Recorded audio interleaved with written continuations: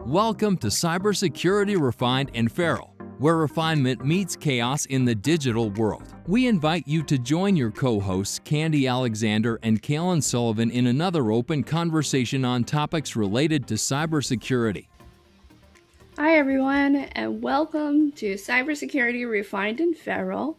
I'm Cailin, and this morning I spent quite a bit of time looking into quantum, the harvest now, decrypt later issues, and it's pretty scary. And if you're not thinking about it and a little bit worried about it, I think you're not paying attention. And I'm Candy. So, as Cailin pointed out, we can't panic our way into the quantum resistance. We really need to engineer and think strategically, more importantly, our way there. Panic is definitely a normal response to the things that are unknown, and especially when it comes to the harvest now decrypt later, where nation states are just mining data and hoarding it for the future when quantum is able to break those encryptions. True, but again, strategy wins the war.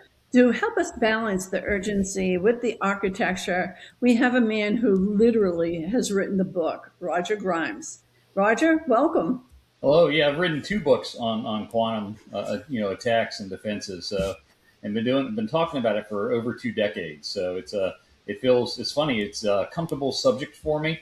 You get me into the outsides of AI and everything in AI. I have to sometimes study and pay attention. But I remember telling my wife I wrote a book, my last book called How AI and Quantum Impact Cyber Threats and Defenses. And it was half AI and half quantum. And I told her, oh, thank God I'm through with the AI side. Now I can go to the easier side. And she's like, the quantum's the easier side?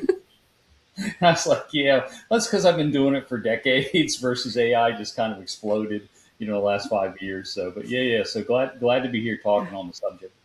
Well, so again, so glad and happy to have you here. And you hit on a couple of points I really want to make sure we emphasize in today's episode. And that is your wife's reaction that quantum is easy. I want to talk about that, in my opinion, misconception, right? Like when we first talked about computers, everybody's like, oh, computers? But now, I mean, we walk around with a computer in our, pockets every day called our, smartphones. So I want to talk about that. And then, again, I don't think people are really, thinking ahead and talking about the real issues of the intersection and the collision of quantum and AI, and what does that really mean? So let's start at the beginning with the misconceptions and the myths. So again, simply put, without getting really technical, can you let us know what exactly is quantum? Is this something that you have to have an electrical engineering or physics engineering? I mean, or what is it, and why do we care? So it's really the way that literally everything works. There's the way we work. It's the way existing computers work. It's the way everything. If you were to boil down everything in the world, the matter, into the what's called elementary particles of physics, electrons, quarks, bosons, photons, which is small particles of light, they all work on quantum physics, which is kind of a quantum physics that scientists started discovering in early 1900s. And Albert Einstein got his only Nobel Prize for being one of the first early discoverers of quantum physics. So it really is the way that everything works. And it's just sometimes right now the big strange thing is a lot of the stuff we see at the subatomic level looks kind of strange and weird to us because it's just different than what we experience in the way that we think about things and what's called larger classical traditional physics. So you hear people say, oh, it's strange, it's weird. I think our grandkids are just going to be taught quantum physics. They're not going to be taught physics. They're going to be taught quantum physics. And they'll eventually figure it out how it kind of moves from the subatomic to the larger things. But I think I blow people's minds when I tell them your computer right now, your computer CPU is only working because of quantum physics.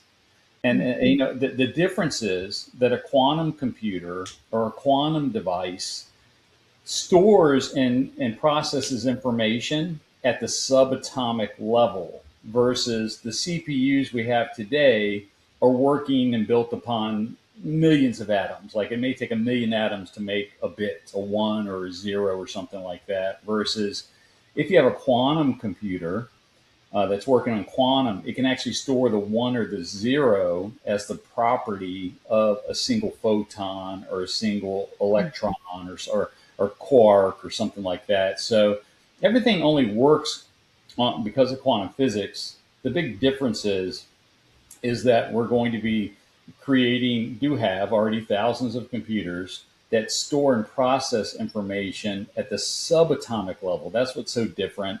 And there's a lot of special traits that allow it to do things that we just can't do with traditional computers. It'd be kind of like maybe, have you ever seen Star Trek where they have like that 3 or 4D chessboard? You ever seen that?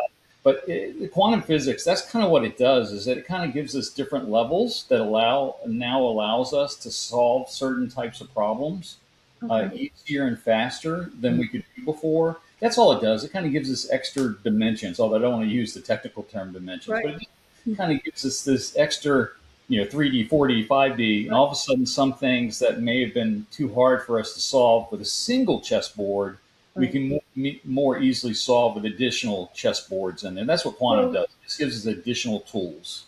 So I think perhaps, and correct me if I'm wrong, because I'm trying to come up with a very simple analogy that like normal people like me can relate to. So it's kind of like printers, okay? Today, our printers are like 2D. It prints out on paper, 2D.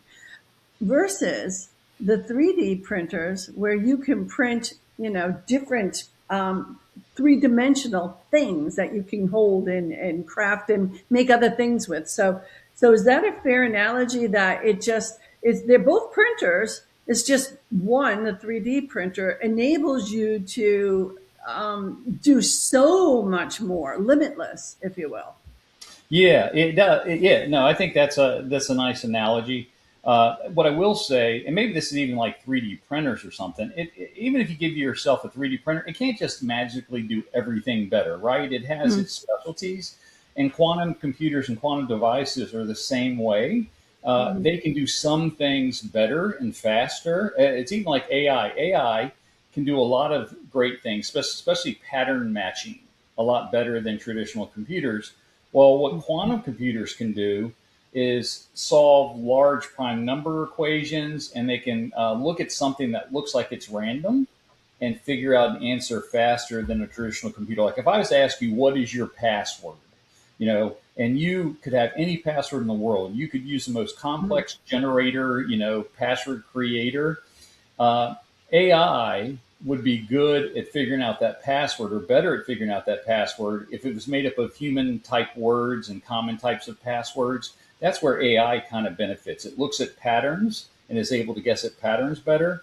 Quantum, one of the things it can do really well is look at something that really looks random and figure out what the answer is. So if you had a really extremely random password, quantum is far better at figuring out what the real answer is, what that password would be, or what that encryption key would be, than traditional computers. That's one of its kind of superpowers. Okay. So, let's just jump to the misconception perspective of like, why do you think that when people hear quantum, they just like shun away from the conversation and just change the subject or walk out of the room? Or what's scary about it? Is it just for nerds, or is it for normal people too? Well, I will say that if you really get into understanding what quantum physics is, it does kind of hurt your head, and nobody gets it. I don't think anybody gets it when you hear it. There's this common joke I make. I was like, if you want to learn about quantum physics, go to the internet, go to YouTube, and ask them to show you like a video on quantum entanglement or quantum superposition. And you'll be watching that video, and you're like, okay, I get it. I don't get it. And all of a sudden, it starts to be kind of like, okay. You go click on another video, like, this is the one I should have watched at first because this one was explained in a completely different way. But it's making sense, all of a sudden I don't understand it. And that's what quantum physics can be the first time. Especially, I think the more that the person's had formal PhD training because they start talking in mathematical models and things like that. Part of there are some strange, and sometimes Einstein called them spooky behaviors. Like one's this entanglement. If you get two quantum particles, let's say like an electron or a photon or something, and they entangle, touch, they don't really touch, but let's say they become entangled with each other. They can now be flying across the universe, and if one does something, the other also does it. Even if they're trillions of miles apart. And here's the wild part. Somehow they're able to, we think, communicate it, although we're not sure, 6 times faster than the speed of light, but we know there's nothing faster than the speed of light. Right. So we don't know how they're doing it. So, but I think every day that goes on, we learn more and more about quantum. And again, I think our grandkids or maybe great grandkids, they're just going to be taught one physics. It's not going to be separate physics. It's not going to be a quantum physics class. It's going to be called physics. And they're going to have this simple explanation, kind of like gravity. Gravity is not the easiest thing to understand, but then you kind of see what it does. And the apple falls from the tree and we go around the sun. And it kind of makes sense. And it's just the way we understand it now. I think the same thing's going to be in quantum physics one day. Is everybody's just going, oh, that's the way it works, and it's not strange, it's not weird. That's the way nature is. So, do you think that we just don't know? It sounds like what you're saying is we just don't know what we don't know about quantum. That's probably right. And probably even better thing is we know for sure that quantum physics exists. We know that it does these many strange things like entanglement. It's very proven. We don't have to say, I wonder if it really does this thing. Right. We know for sure that it does these things. We just don't know why, and probably more importantly, many times how. Like, why is it doing that? And that's the part. And it's funny, a lot of the quantum physicists will say, we don't need to know how. All the math works out. All the formulas work out. We don't need to know why or how. Just follow. They say, shut up and compute. Follow the math. But I said, I think humans kind of want to know why it's doing it and how it's doing it. Einstein, pretty smart guy, he was really concerned about why and how. So I don't think it's unnatural for us to go why or how. Right. Yeah. Right. And again, if I could just reiterate what I think I heard you say is that we don't know what we don't know.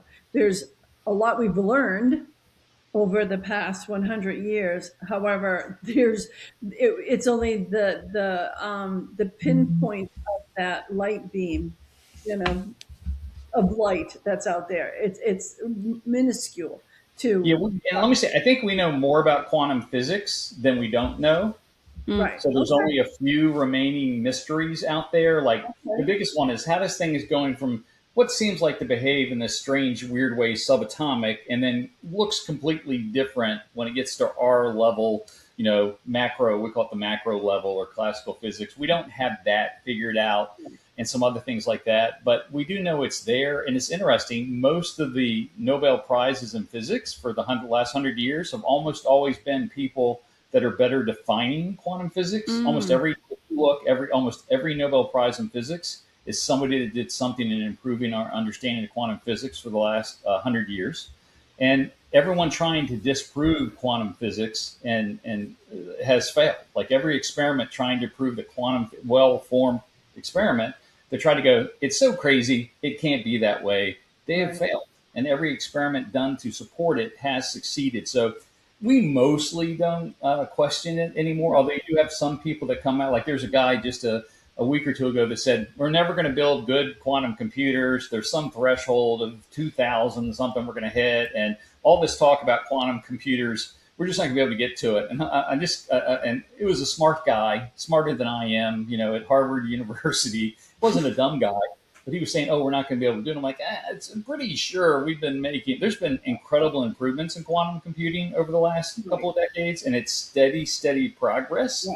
It isn't like we hit some wall and people went, it turns out we can't do it. What every experiment, every additional improvement in quantum computing has showed is that we are going to get these quantum computers that will give us many wonderful things, give us better, improved things we can't imagine, but also break a lot of our traditional today encryption, right? It's funny that you say that. Like even the people who are like PhD daily involvement in quantum are also pushing off, like, yeah, we'll figure it out later.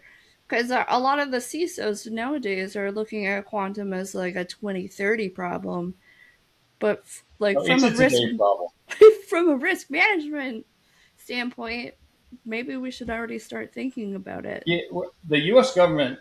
And that's going back to the problem. So, one of the things that quantum computers, ever since 1994, a guy named Peter Shor created, and this is before we had quantum computers. We didn't have the first quantum computer, so we weren't even sure we could really get to quantum computers till 1999. But in 1994, Peter Shor said, "Hey, if you give me this special quantum properties, my 3D chessboard or whatever, well, I can solve and break a lot of today's encryption in seconds, versus it not being able to do it or taking millions of years." So ever since I remember when that was announced in 1994, 1995, I started paying attention. But you didn't have to pay attention too hard because we didn't have quantum computers. Then in 99, they got quantum computers. Ever since then, it's been kind of a race.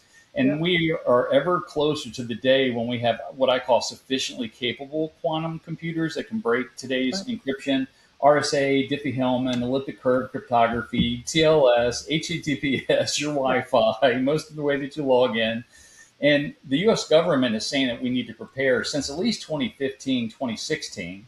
But they, about 5 years ago, they said NIST, National Institute of Standards and Technology, and CISA, Cybersecurity Infrastructure Security Agency, said, well, you need to be prepared and switch your encryption, the quantum susceptible encryption, RSA, Diffie-Hellman, ElGamal, elliptic curve cryptography.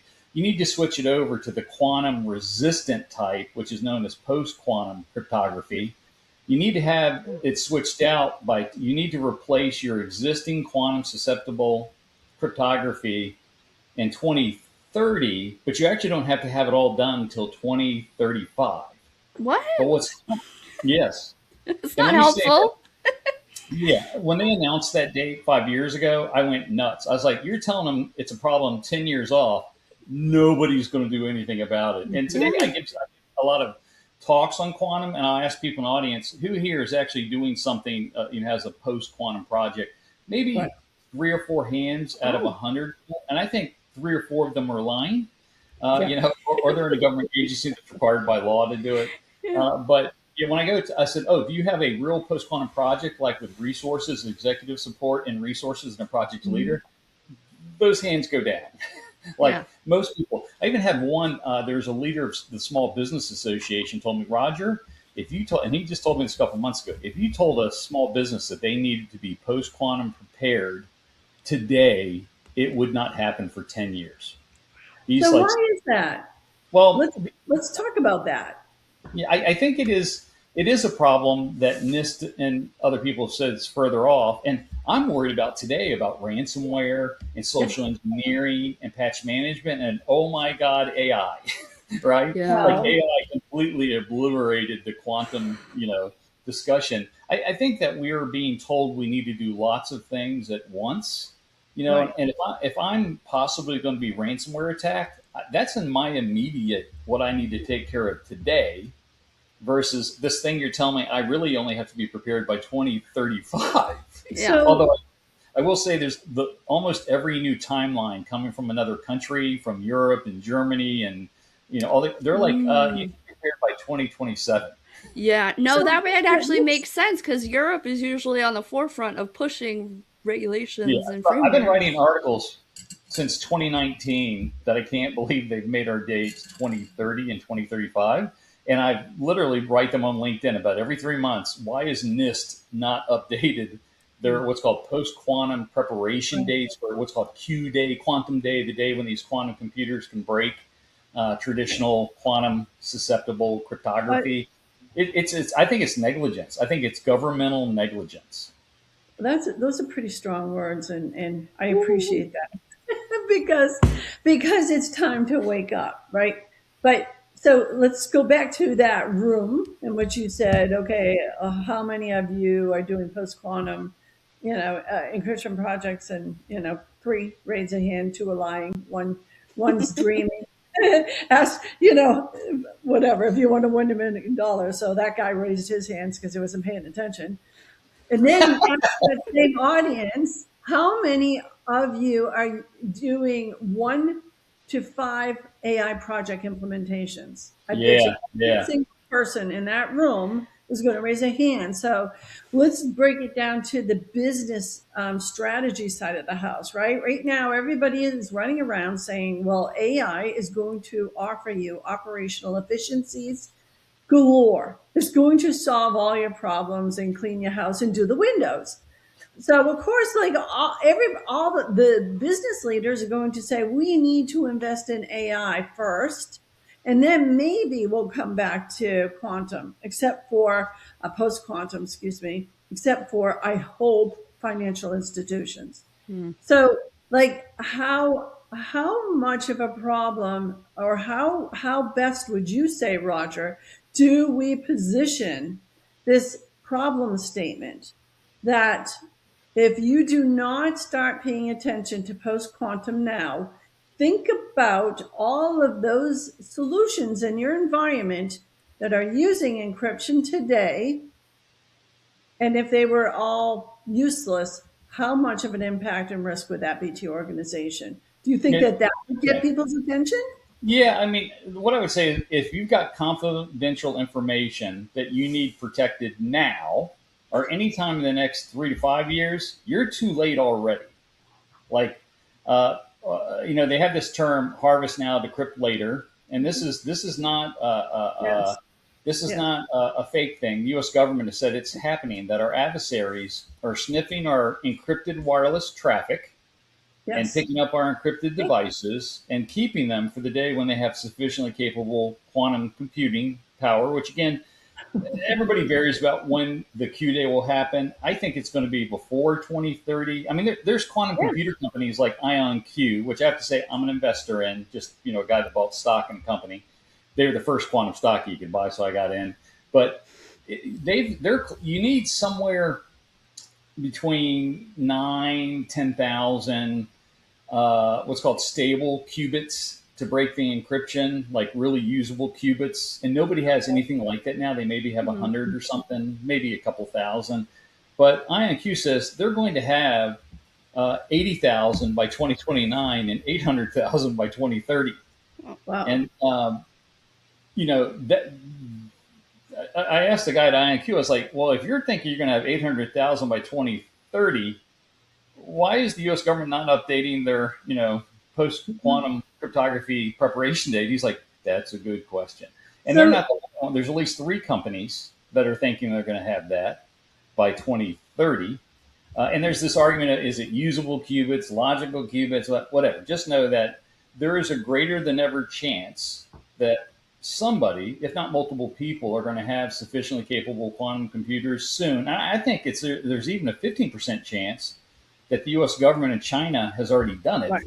Yeah. We just don't know about it because the U.S. government has had a history in the U.K. of being ahead on the curve on cryptography and having something years ahead of us and not letting us know because they like to decrypt. Yeah. So when we talk about the harvest now, decrypt later, you know who's sucking up the most data? Us. Yeah. So let's switch this even to the other side, right? Like when we talk about encryption, one of the biggest money making uses of encryption is ransomware. So what are we going to do then? I mean, well, they're probably going to end up using the post quantum cryptography. And by the way, it's not just encryption. That's my point. It's digital signatures. It's encryption is one of the problems, but it's also digital signatures and hashing and things like that, authentication. Right. Let me say, if you didn't know, this is kind of cool. Both Google Chrome and Microsoft Edge are already implementing post-quantum cryptography. Good. If you're connecting to websites using Google Chrome or Microsoft Edge, and I'm certain other browsers, you can, if you get to a digital certificate, you can sometimes ask it, what is the encryption being used? And you'll actually see some of this new encryption. They're not just using RSA and Diffie-Hellman anymore. They're using some of them. They're actually a mixture of quantum and what's called hybrid of quantum and let me say, it's not quantum encryption. It's traditional encryption that is not susceptible to quantum computing. Post quantum computing, post quantum cryptography is traditional encryption that is not susceptible to quantum computers. But 10 years from now, we're probably actually going to be using quantum algorithms, quantum computers, quantum algorithms, quantum devices. Because quantum encryption theoretically is unbreakable. Because in the quantum world, if someone tries to eavesdrop, it changes the information so that the person that's trying to get it doesn't get the right information. And number two, the other two parties, they call them Alice and Bob, the people trying to communicate with each other encrypted, they would always know that someone tried to eavesdrop.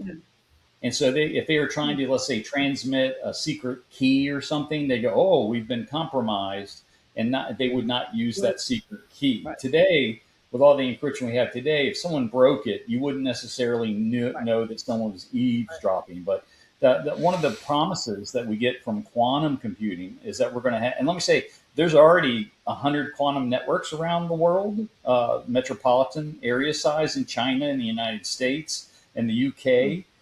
And banks have been using them. Financial things, banks have been using them for at least 5 years that I'm aware of. So I'm glad you're bringing this up now as well, because, all right, if we're supposed to be working on post-quantum projects today, are there solutions and, providers out there to help us through that? Or is everybody paying attention to AI and, oops, by the way, there's this thing called, I think at least 100, if not 200 quantum contractors that can't wait to get your business. Oh, nice. They've been out there forever. They're hungry. Back to the business thing. Like, I think the ultimate question someone may ask me is, why do I need to be doing a post-quantum project now versus waiting until the U.S. government tells me that the Q days happened or going to happen for sure? Yeah. And that's because if you wait until they actually announce that it has happened, you're going to have a hard time getting the necessary resources to do it. So those resources are going to be more scarce. They're going to be more expensive, and you're going to be having to put off all of, this is not making you more productive. Once you go to post-quantum, you're replacing traditional cryptography, post-quantum cryptography. You're just getting back to the same state you were. You're not getting additional money. As a matter of fact, you're having to spend a lot of money to get there. Right. So if you're forced to concentrate more of your own resources on quantum in a shorter period of time, your company is going to be less productive at what it does to make money. Well, so let's break this down a moment too, right? Because I have found in my past, the best way to get projects approved is if it's a multi-purpose, multifunctional, cross-functional benefit. And so if the first project or the first task in post-quantum, a implementation project, whatever, is looking at the data, doing data inventory and understanding, is it encrypted today or not, or whatever. Everything comes down to, again, the data. So why wouldn't you at least take that first step? Because let's face it, you need that first step of data governance, data, security for AI, for just regular protection against ransomware, and then for post-quantum readiness. Why wouldn't you do that today? It blows my mind absolutely that businesses are not taking the investment. And the only reason why I can come to understand why they don't do that, Roger, or post-quantum readiness would be because there's no immediate turnaround on. I think humanity in general is really bad at dealing with long-term issues, like climate change or coral reefs dying or, whatever it might. If something's happening over 50 years, good luck getting people to pay attention, right? Mm-hmm. And so quantum's been that way, at least for 10 or, since the U.S. government said since 2016, the time to prepare is now. And I have, for 20 years, walked into a room and said, how many people here know this is even an issue? And maybe 4 or 6 hands out of 100 go up. It isn't a lot. There's more today, But I would say I still, I get invited to talk about quantum, and the people inviting me think it's a subject that should be talked about. And let me say, it's been the number of times I'm asked to talk about it probably is equaling 50% of my talks. Yeah. I do at least a couple of talks a week, maybe 5 or 7 talks a week. Yeah. Half of them are quantum related lately. Good. So it's definitely picking up as a topic. Good. Good. People are interested in it, but the number of hands that are actually doing something is not changing. As long as you can keep screaming at the rooftops about it, I think. And here's the ironic part. I belong to a bunch of quantum forums with quantum PhDs, and all of these people that are trying to fix the problem and stuff. They think everybody in every company is madly doing something about it.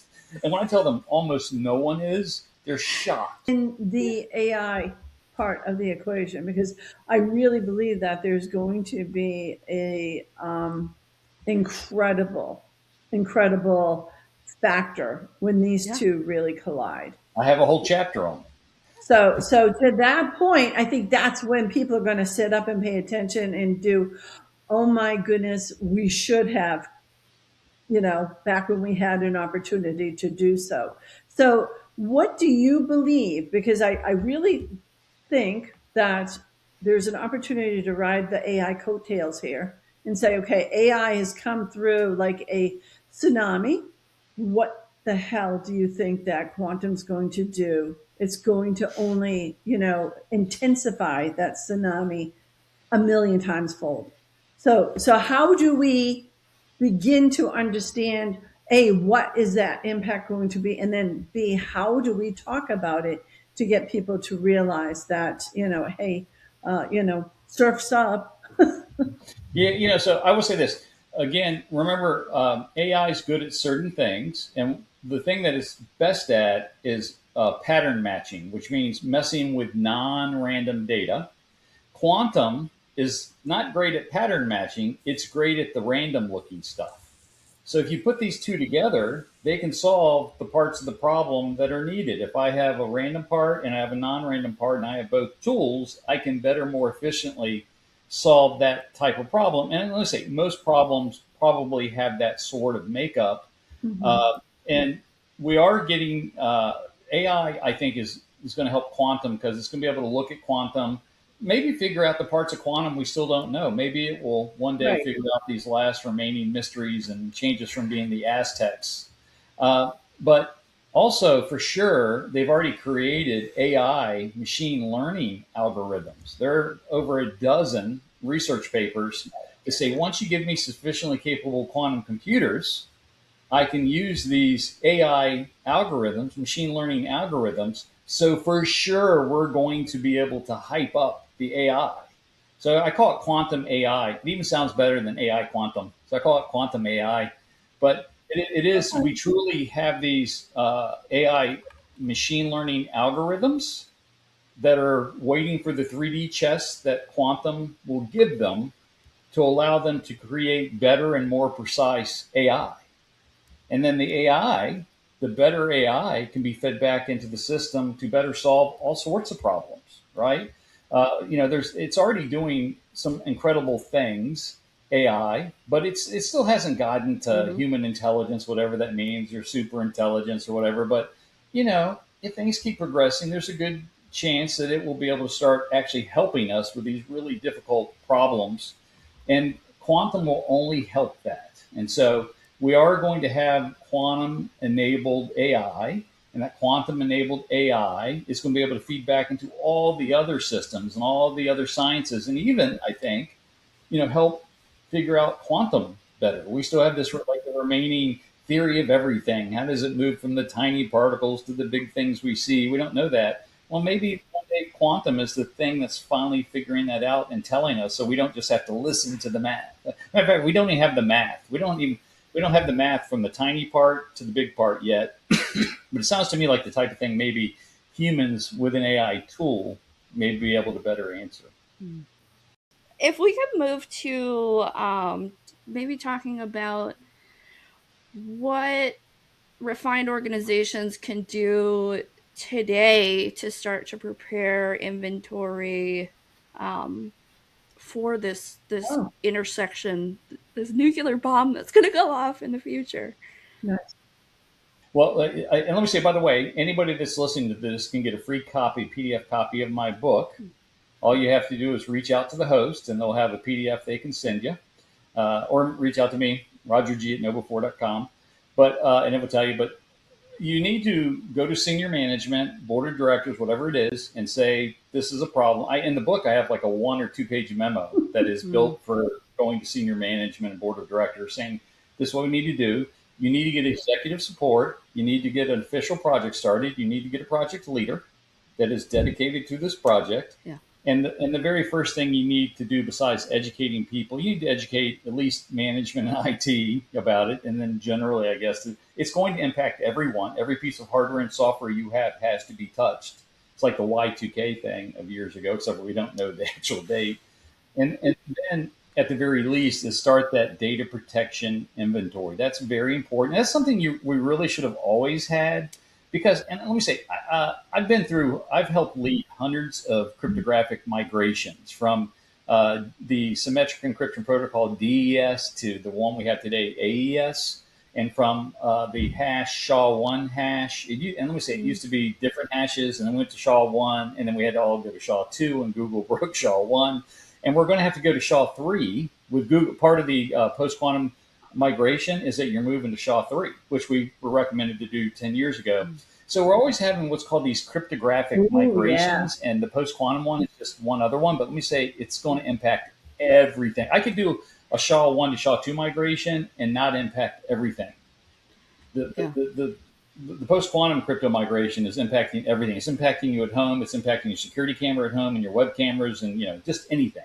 It almost feels like from a business perspective, you need to be incorporating this into like your business continuity planning. Like there should be points in. Yeah, here's the term. Here's the term to learn: crypto agility. Nice. Yeah. Crypto agility. You need to be asking when you purchase products.